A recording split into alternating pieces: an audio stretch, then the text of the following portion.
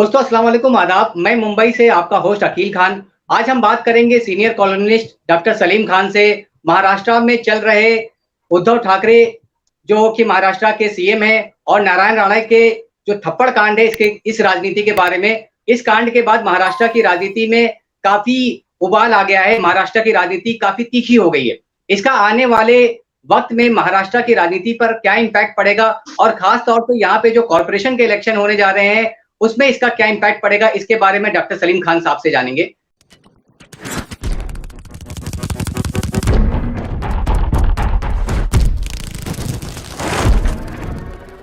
सबसे पहले डॉक्टर सलीम खान साहब आपसे मेरा सवाल ये है कि नारायण राणे ने जिस प्रकार से उद्धव ठाकरे जी के खिलाफ इस तरीके से जो स्टेटमेंट दिया है कि मैं उनके कान के नीचे थप्पड़ मारूंगा, आपको नहीं लगता है कि ये बहुत ही ओछे दर्जे की राजनीति है और नैतिकता के बहुत ही धरातल पे जा चुकी है राजनीति हमारी, इससे हमें ये पता नहीं चलता है? देखिए, आपको ये नहीं भूलना चाहिए कि नारायण राणे जो है वो शिवसेना का एक प्रोडक्ट है और शिवसेना की एक अपनी रिवायत है, एक अपना कल्चर है जिसके अंदर इस तरह की जबान, इस तरह का लबो लहजा हमेशा इस्तेमाल होता रहा है। उद्धव ठाकरे जो कि अपने आप को बहुत ज्यादा पॉलिश्ड लीडर के तौर पर पेश करते हैं, आपको याद होगा इन्होंने अभी हाल में प्रसाद लाड नाम के जो एमएलए है उनके बारे में कहा था कि मैं उनको ऐसे जोर से थप्पड़ मारूंगा कि वो जो है वो जमीन पे गिर जाएंगे। उससे पहले अब आप ये कह सकते हैं कि भाई वो तो सिर्फ एक एमएलए है, उसको जो है वो आप उसके खिलाफ कुछ भी बोल सकते हैं। लेकिन जब योगी आदित्यनाथ महाराष्ट्र आए थे और उन्होंने चप्पल के साथ इनके गले में हार पहना दिया था शिवाजी महाराज के, तो उस वक्त भी खुद उद्धव ठाकरे ने ये बात कही थी कि अगर मेरा जी चाहता है कि मैं उनको उसी चप्पल से मारूं जिस चप्पल के साथ वो चले गए थे। और आप अगर देखें तो जिस तरह की नोक झोंक राणे और उद्धव ठाकरे के दरमियान होती रही है, उद्धव ठाकरे उनको मेंढक वगैरह कहते रहे हैं और वो उनको केचुआ वगैरह कहते रहे हैं, तो ये इनकी आम जबान है, इसमें कोई हैरत की बात नहीं। हाँ, अगर कोई और लीडर ऐसा करे, इस तरह की जबान इस्तेमाल करे तो ये ताज्जुब की बात है। लेकिन अगर कोई शिवसैनिक या एक्स शिवसैनिक ये बात कहे तो मुझको इस पे कोई आश्चर्य नहीं होता। लेकिन नारायण राणे के बारे में हम सभी जानते हैं कि ये वो शिवसेना से निकले हुए प्रोडक्ट हैं और आज वो जिस मुकाम पर हैं वो उद्धव ठाकरे जी के वालिद साहब बाला साहब ठाकरे का ही एक देन है। तो इस मुकाम पर पहुंचने के बाद जबकि वो एक इस वक्त के वर्तमान के मुख्यमंत्री हैं, मुख्यमंत्री के तौर पर भी और एक सुपुत्र होने के नाते बाला साहब ठाकरे जी का, क्या फिर भी ऐसा उचित लगता है कि इस तरीके से उद्धव ठाकरे के खिलाफ के सामने इस तरीके से बयानबाजी करना कि मैं कंटाप जड़ देता, तो ये काफी ज्यादा ऑकवर्ड नहीं लगता है? देखिए, नारायण राणे पर जो एहसानात हैं वो बाला साहब ठाकरे के हैं, यानी उद्धव ठाकरे के वालिद के। और आज तक नारायण राणे ने बाल ठाकरे के बारे में कोई अपशब्द नहीं कहा। इवन अभी भी जब उन्होंने अपनी जो यात्रा शुरू की, आशीर्वाद यात्रा, जिसके दौरान ये मामला हुआ है, तो वो भी उन्होंने बाल ठाकरे के यहाँ से उनकी मूर्ति के पास जाके शुरू की। अब ये है कि अगर वो उनके वालिद का एहतराम करते हैं या उनके वालिद के एहसानमंद हैं, तो इसका मतलब ये तो नहीं है कि वो उनके बेटे के भी एहसानमंद रहे।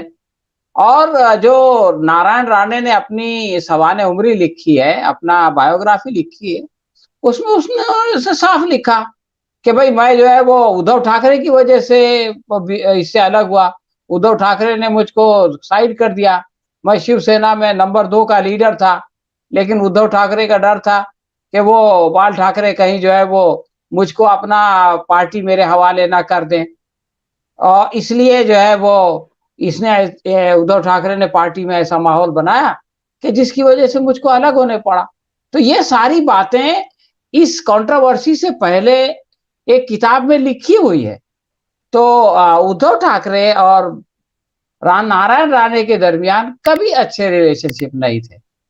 तो इसलिए ये कहना कि भाई वो उनके वालिद के एहसानमंद हैं और उनका बड़ी कृपा रही है उनके ऊपर, तो इसलिए उनको ऐसा नहीं बोलना चाहिए। ठीक है, अगर वो बाल ठाकरे के बारे में कभी ऐसा बोलेंगे तब तो आप ये बात कह सकते हैं, लेकिन ये कि आप उनकी 7 नस्लों तक तो वो उनके एहसानमंद नहीं रह सकते। और जबकि उनको ये लगता है कि शिवसेना में उनका पॉलिटिकल कैरियर जो है वो उद्धव ठाकरे की वजह से खत्म हुआ है। हाँ, सर जैसा आपने बताया कि शिवसेना में उद्धव ठाकरे की वजह से उनका पॉलिटिकल करियर खत्म हो गया, उसके बाद फिर वो ऐसा कांग्रेस में गए। नारायण राणे का दावा है। अच्छा, ये नारायण सही राणे है का या दावा। गलत है मैं नहीं कहता। नारायण राणे ने अपनी जो बायोग्राफी है उसमें ये बात लिखी है। उसके बाद इसका नाराज होकर मतलब के फिर वो जी, इसके बाद वो नाराज होकर के फिर कांग्रेस में गए, उसके बाद फिर वो भाजपा की गोदी में जाकर के बैठ गए। अगर मराठियों का वोट चाहिए तो इसके लिए कयास ये लगाए जा रहे हैं कि आने वाले कॉर्पोरेशन इलेक्शन में जिस तरीके से देवेंद्र फडणवीस मुख्यमंत्री थे, उस वक्त भी 2017 में जब कॉर्पोरेशन के इलेक्शन हुए तो भाजपा को कोई अच्छी खासी सीटें नहीं मिली।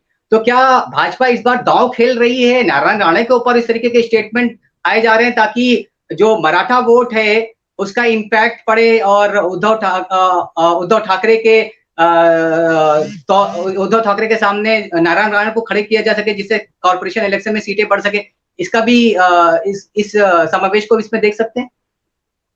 बिल्कुल देख सकते हैं। दरअसल बात यही है कि नारायण राणे जो है वो शिवसेना से निकल के कांग्रेस में गए और उनको ये उम्मीद थी, चूंकि वो चीफ मिनिस्टर रह चुके थे, कांग्रेस जो है वो उनको कोई बड़ा मंत्री पद देगी, लेकिन कांग्रेस ने उनको ठंडे बस्ते में डाल दिया।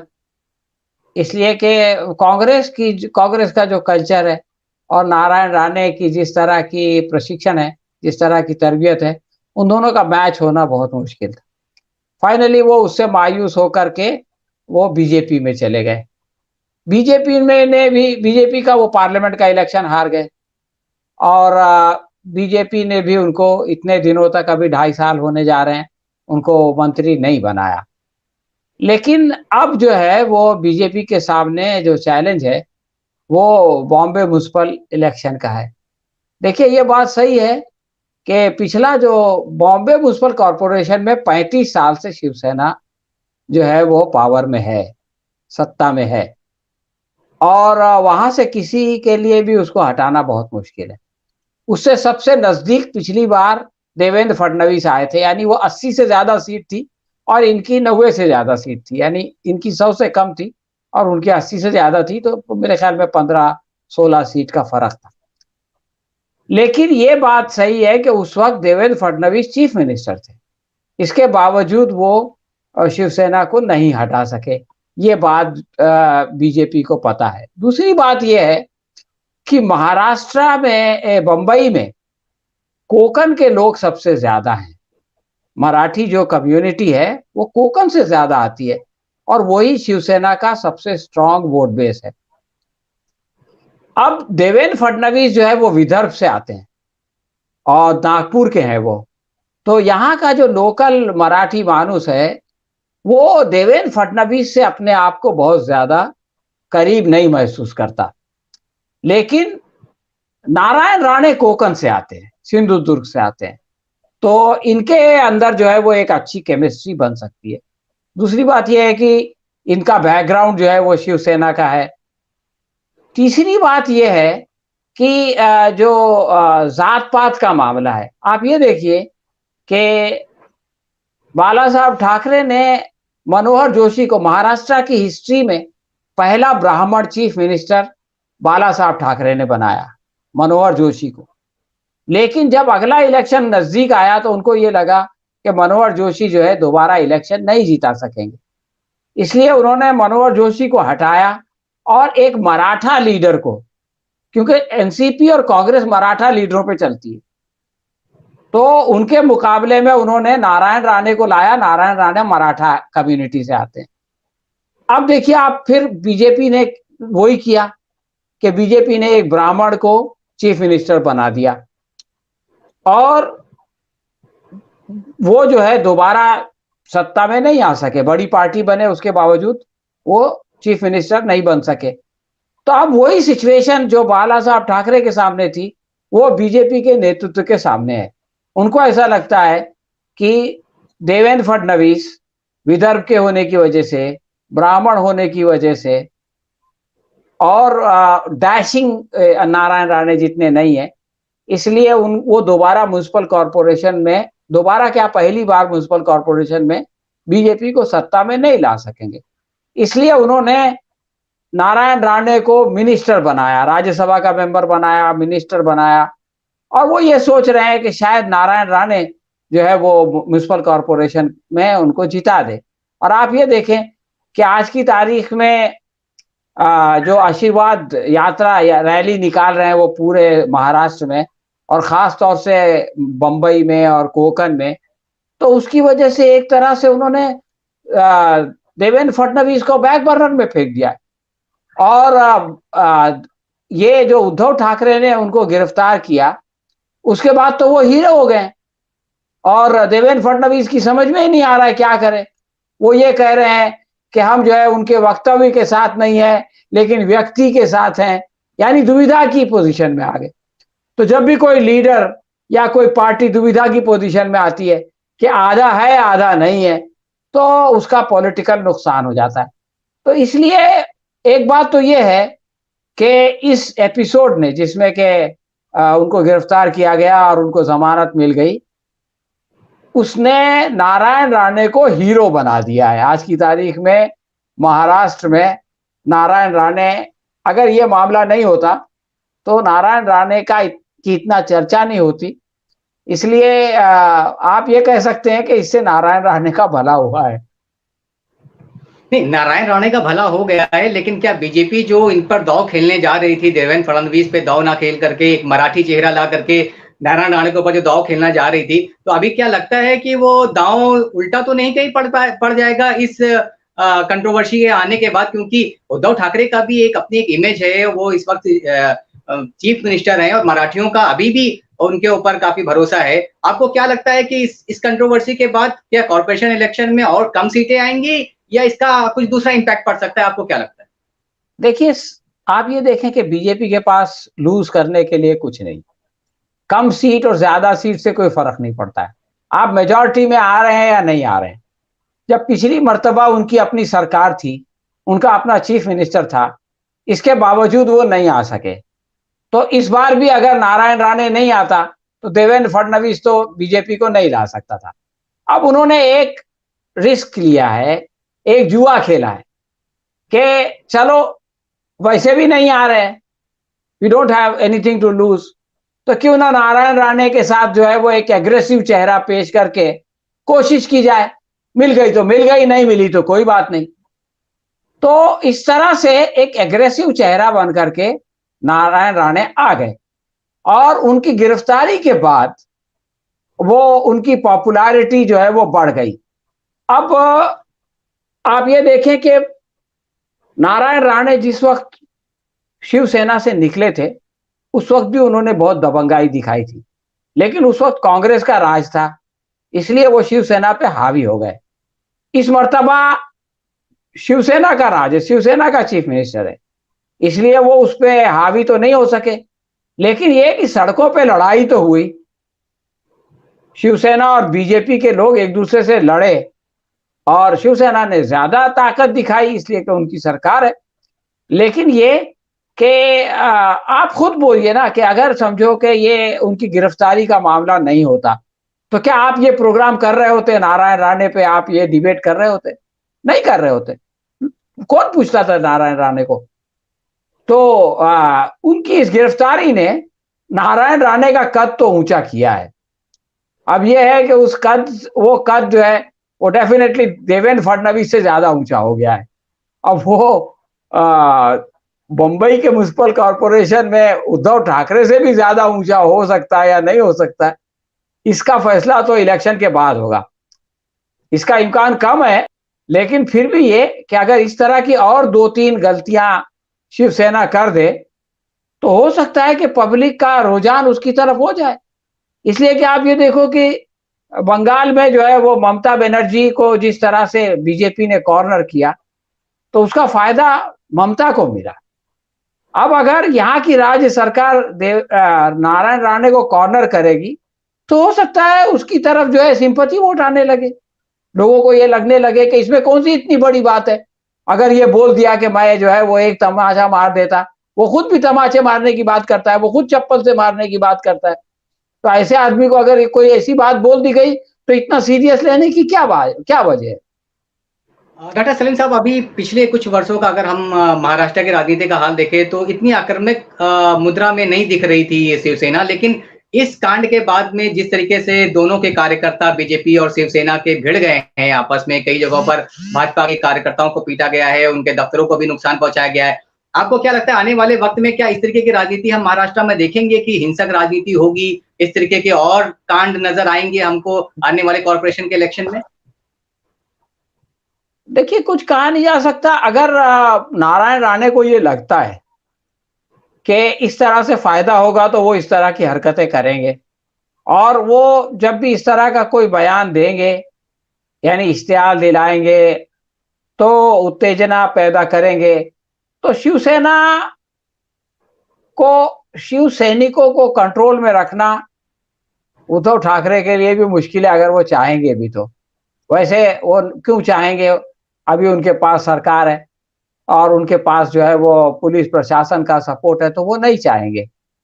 और आजकल की राजनीति ऐसी भी है कि जो दबंग होता है पब्लिक उसकी तरफ चली जाती है। तो हिंसा और तशद्दुद के चांसेस हैं, और इससे किसका फायदा होगा, शिवसेना का फायदा होगा या बीजेपी का फायदा होगा, ये तो आइंदा देखने पर पता चलेगा।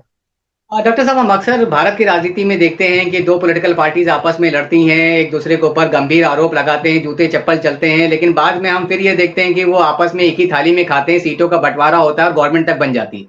पिछले कुछ सालों में हमने देखा कि एक मजबूत बॉन्ड था शिवसेना और बीजेपी के बीच में, लेकिन अभी कुछ वर्षों में हमने देखा कि वही शिवसेना जो कभी हर वक्त और हर इलेक्शन में बीजेपी के साथ रहती थी, उसने कांग्रेस और एनसीपी के साथ में गठबंधन कर लिया और एक मिलीजुली गवर्नमेंट इस वक्त महाराष्ट्र में देख रहे हैं। आपको क्या लगता है कि इसी तरीके की अगर बयानबाजी और झड़पें होती रही शिवसेना और बीजेपी के बीच में, तो ये अलायंस वाकई में आने वाले वक्त में भी नहीं बन पाएगा, खत्म हो जाएगा, या भारतीय राजनीति की तरह हम फिर कुछ कर्मठ देखेंगे और फिर ये दोनों भाई आपस में एक हो जाएंगे और फिर से वही राजनीति सांप्रदायिक राजनीति होने लगेगी? नहीं, देखिए, असल में आपको ये सोचना पड़ेगा कि शिवसेना ने बीजेपी को छोड़ के कांग्रेस और एनसीपी के साथ जाने का फैसला क्यों किया। एक जमाने तक शिवसेना जो है वो सीनियर पार्टनर होती थी और बीजेपी जो है वो जूनियर पार्टनर होती थी, और इनकी अंडरस्टैंडिंग ऐसी थी कि पार्लियामेंट में चूंकि सेंटर में जो है वो बीजेपी की सरकार बनेगी, तो वहां पर वो लोग ज्यादा सीटें बीजेपी को दे देते थे और असेंबली में ज्यादा सीटें कांग्रेस के शिवसेना को मिल जाती थी। लेकिन 2014 में जो असेंबली का इलेक्शन हुआ उसमें उन दोनों ने अलग अलग इलेक्शन लड़ा और पहली बार बीजेपी जो है वो बड़ी पार्टी बन गई और शिवसेना छोटी पार्टी बन गई, यानी सीनियर पार्टनर बीजेपी हो गई। उसके बाद ये हुआ कि बीजेपी ने शिवसेना को अपने साथ लेके सरकार बनाई, इसलिए कि उसके पास क्लियर मेजॉरिटी नहीं थी। लेकिन ग्रेजुअली हो ये रहा था कि एक आम वोटर ये देख रहा था कि दोनों पार्टियों की विचारधारा एक है, दोनों हिंदुत्व के मानने वाले हैं।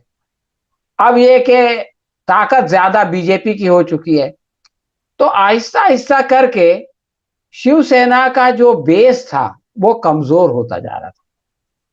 दोनों का ही बेस हिंदुत्व? हाँ, दोनों का हिंदुत्व था, लेकिन पहले जो है वो बीजेपी के हिंदुत्व का फायदा असेंबली में शिवसेना को मिलता था, इसलिए कि शिवसेना सीनियर पार्टनर थी। अब उल्टा हो गया, बीजेपी सीनियर पार्टनर हो गई और शिवसेना जूनियर पार्टनर हो गई, तो शिवसेना के हिंदुत्व का फायदा बीजेपी को मिलने लगा और इनका बेस जो है वो घटने लगा। और पिछले इलेक्शन से पहले जो जबरदस्त जो ड्राइव देवेंद्र फडणवीस ने चलाया, जिसमें उसने कांग्रेस के बड़े बड़े लीडरों को तोड़ लिया और जिसमें उन्होंने एनसीपी के तकरीबन खाली कर दिया, तो उसके बाद शिवसेना को यह खतरा पैदा हो गया कि आज नहीं कल ये लोग जो है वो हमारी पार्टी को तोड़ के उनको अपने साथ मिला लेंगे, तो इस तरह से तो हम कहीं के नहीं रहेंगे। इसलिए इन लोगों ने पहले तो ये कोशिश की कि भाई और पिछली बार एक बात और हुई थी कि पिछली बार वोट ऑफ कॉन्फिडेंस बीजेपी ने शिवसेना के बगैर हासिल किया, यानी एनसीपी ने वॉकआउट किया और शिवसेना की मुखालिफत के बावजूद उसको वोट ऑफ कॉन्फिडेंस मिल गया, और फिर उन्होंने सब अच्छे अच्छे मंत्री पद जो थे वो अपने लोगों में बांट दिए, और शिवसेना को जो है वो ऐसे ही हल्के फुल्के मंत्री पद दिए। तो शिवसेना इस बार ये नहीं चाहती थी, इस बार वो साथ में इलेक्शन लड़े थे, तो वो चाहती थी कि कम से कम उसको डेप्यूटी चीफ मिनिस्टर जैसा कुछ मिल जाए। इसलिए उन्होंने दांव लगाया कि अब भाई 50% करेंगे, यानी 2.5 साल आपका चीफ मिनिस्टर, 2.5 साल हमारा। तो ये बात तो कभी भी बीजेपी के लिए एक्सेप्टेबल नहीं हो सकती थी। तो ये नेगोशिएशन के दौरान एक ऐसी सिचुएशन बनी कि एनसीपी ने, यानी शरद पवार ने उद्धव ठाकरे को बोला कि तुम 2.5 साल, तुम्हारा आदमी, उस वक्त तो उद्धव ठाकरे नहीं थे मैदान में, लोग ये उम्मीद कर रहे थे कि आदित्य ठाकरे जो है वो डेप्यूटी चीफ मिनिस्टर बनेंगे, लेकिन शरद पवार ने उद्धव ठाकरे को ऑफर कर दिया कि साहब हम आपको चीफ मिनिस्टर बना लेते हैं। और जब चीफ मिनिस्टर का ऑफर मिल गया उद्धव ठाकरे को, तो उसकी वजह से ये कोएलिशन बन गया। लेकिन सब लोग ये सोच रहे थे कि आज नहीं कल सेंटर से दबाव डाल के बीजेपी शिवसेना एक हो जाएगी। लेकिन मसला ये था कि उद्धव ठाकरे जो एक बार चीफ मिनिस्टर बन गए, अब देवेंद्र फडणवीस के आने के बाद Devendra Fadnavis deputy chief minister नहीं बन सकता, और ये भी डिप्टी चीफ मिनिस्टर नहीं बन सकते। तो ये एक अजीब और गरीब सिचुएशन पैदा हो गई। अब एक ही सूरत थी कि उद्धव ठाकरे को सेंटर में चीफ मिनिस्टर बना दिया जाता, और देवेंद्र फडणवीस को यहाँ सेंटर में मिनिस्टर बनाया जाता, और देवेंद्र फडणवीस को यहाँ चीफ मिनिस्टर बनाया जाता। या ये कि बीजेपी इस बात को बर्दाश्त कर लेती बिहार की तरह कि भाई नीतीश कुमार को जैसे वहां बनाया उस तरह से इनको चीफ मिनिस्टर रखते, बीजेपी साथ में रहती, और देवेंद्र फडणवीस को सेंटर में वो बनाया जाता है। लेकिन ये बात बनी नहीं, इसलिए कि हर बार बीजेपी वाले जो है वो आक्रामक हो जाते हैं। जैसे पालघर का मामला आया, पालघर में उन्होंने कोशिश की कि उद्धव को उठा के फेंक देवे, तो उद्धव को जितना ये लोग प्रेशर डालते हैं वो उतना एनसीपी और शिवसेना की तरफ, कांग्रेस की तरफ चले जाते हैं। अब फिर जब वजह का मामला आया और ये अंबानी के घर के पास, फिर इस बात का माहौल बनने लगा कि अब सेंटर दबाव डालेगा और फिर उद्धव ठाकरे बीजेपी के साथ मिल जाएंगे। लेकिन उसमें भी ऐसा नहीं हुआ। अब इसने जो है वो नारायण राणे ने, और तो होता यह है कि बीजेपी जो है वो दबाव डाल के थोड़ा करीब करती है और कोई ना कोई ऐसी हरकत करती है जिससे कि उद्धव ठाकरे फिर से ढकेल के एनसीपी और कांग्रेस की गोद में चले जाते हैं, और उसके लिए बीजेपी की रणनीति जिम्मेदार है। इसलिए ये जो सरकार है ये स्टेबल रहेगी। तो उद्धव ठाकरे जी की ये जो आशंका है कि अगर वो बीजेपी के साथ ज्यादा वक्त तक चले जाएंगे तो एक वक्त में ये होगा, हिंदुत्व की राजनीति की वजह से जो मराठा वोट बैंक जो उनके साथ जुड़ा हुआ है, जिसके दम पर वो अभी तक महाराष्ट्र में राज कर रहे हैं, वो खिसक करके बीजेपी के हाथ में ना चले जाए, इसकी वजह से वो एनसीपी और कांग्रेस के साथ मिलकर के गठबंधन बना करके सरकार चला रहे हैं। डॉक्टर सलीम साहब बहुत बहुत शुक्रिया हमारे साथ।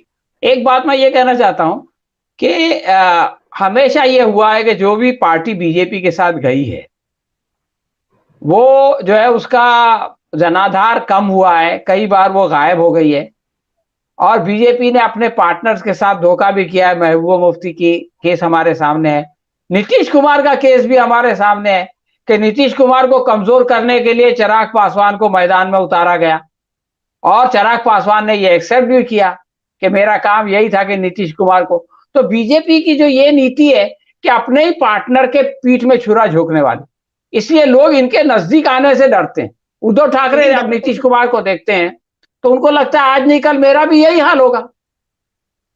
लेकिन सलीम साहब ये हर एक बड़ी पार्टी का हाल है, जब भी कोई क्षेत्रीय पार्टी बड़ी पार्टी के साथ में जाती है तो बड़ी मछली जिस तरह छोटी मछली को खाती है, यही सेम आरोप तो क्षेत्रीय पार्टियां कांग्रेस के ऊपर भी लगाती हैं कि कांग्रेस का भी यही इतिहास रहा है कि जो भी क्षेत्रीय पार्टियों के साथ वो गठबंधन करती है बाद में वो या तो पार्टी वो खत्म हो जाती है या उसका जनाधार कम हो जाता है। ये तो भारतीय राजनीति में बड़ी पार्टियां छोटी पार्टियों के साथ करती रहती है, कांग्रेस हो या बीजेपी। बिल्कुल सही बात है, लेकिन ये कि छोटी पार्टियां अपने आप को बचाने के लिए जो कुछ करती हैं वो तो क्षेत्रीय पार्टी को करना पड़ेगा ना। शिवसेना या जो भी क्षेत्रीय पार्टी है वो कांग्रेस के साथ जाती है और फिर अपने आप को बचाने के लिए, आप देखिए वाईएसआर कौन है आज जो आंध्र प्रदेश का है, उसका उसके फादर तो जो है वो, उसके पिता कांग्रेस के लीडर थे, कांग्रेस के चीफ मिनिस्टर थे।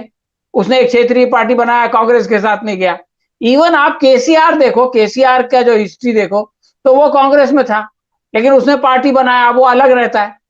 तो ये जो क्षेत्रीय पार्टियां होती हैं, ये अपना वर्चस्व कायम रखने के लिए, अपना जनाधार बाकी रखने के लिए जो कुछ करती हैं, वो शिवसेना कर रही है। इसलिए कि आज की तारीख में कांग्रेस के पास सत्ता नहीं है, बीजेपी के पास सत्ता है, तो इसलिए अपनी सत्ता को बचाने के लिए सब उनको करना पड़ता।